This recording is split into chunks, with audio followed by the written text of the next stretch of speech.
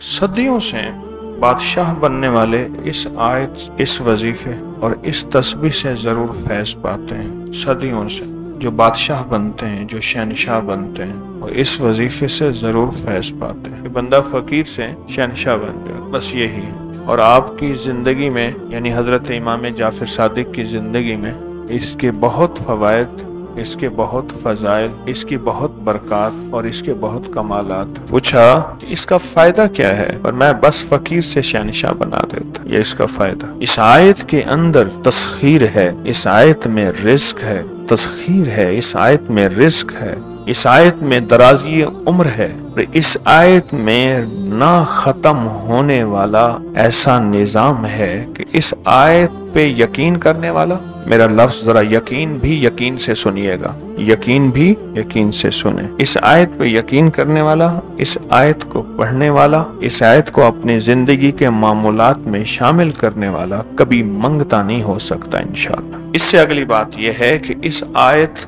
کو پڑھنے والا، اس کی نسلیں کبھی منگتی نہیں ہو سکتی، نسلیں کبھی منگتی نہیں ہو سکتی۔ آپ کو کچھ زندگی میں مجھے ایسے لوگ ملے ہیں کہ جو رئیس تھے، رئیس اعظم تھے، لیکن ان کی نسلیں منگتی بن گئی، منگتی، بھکاری بن گئی، محتاج بن گئی، مفلس بن گئی۔ اس آیت کے پڑھنے والا منگتا نہیں بنے گا۔ کیوں؟ اس آیت میں، ان دو آیات میں تونگری ہے۔ یہ امام جعفر صادق کا دوسرا قول فرما رہا، جو ان کا فرمان ہے میں عرض کر رہا ہوں، تونگری ہے۔ اس آیت میں مال ہے، اس آیت میں درازی عمر ہے، اس آیت میں درازی عمر ہے، اور اس آیت میں غنا ہے، غنا۔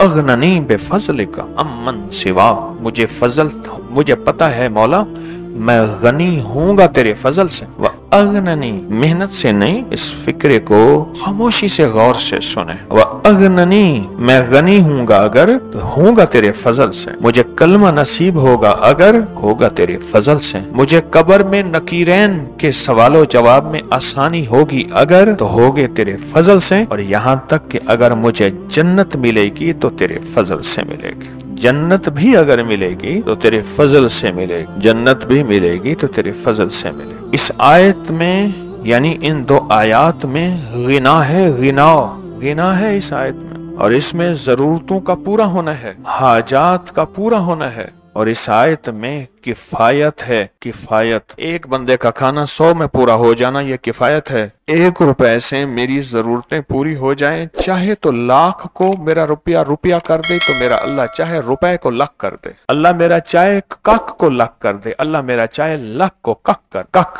تنکا۔ سورۃ توبہ کی آخری 2 آیات، لَقَدْ جَاءَكُمْ رَسُولٌ۔ کسی نے حضرت امام جعفر صادق سے پوچھا کہ حضور یہ فرمائیں کہ سورۃ توبہ کی آخری 2 آیات کے فضائل کیا ہیں، فوائد کیا ہیں، اس کے فوائد اور فضائل کیا ہیں؟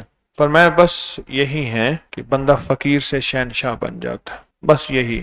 کتنے بڑوں نے، مخدوم نوح صاحب حالہ سندھ، بہت بڑی ہستی ہیں، مزار ہے، دربار ہے، مخدوم محمد نوح حالہ سندھ میں، ان کی عمر بہت لمبی تھی۔ کسی نے ان سے درازی عمر کا راز پوچھا، فرمانے لگے میری درازی عمر کا راز سورۃ توبہ کی آخری 2 آیات۔ مخدوم نوح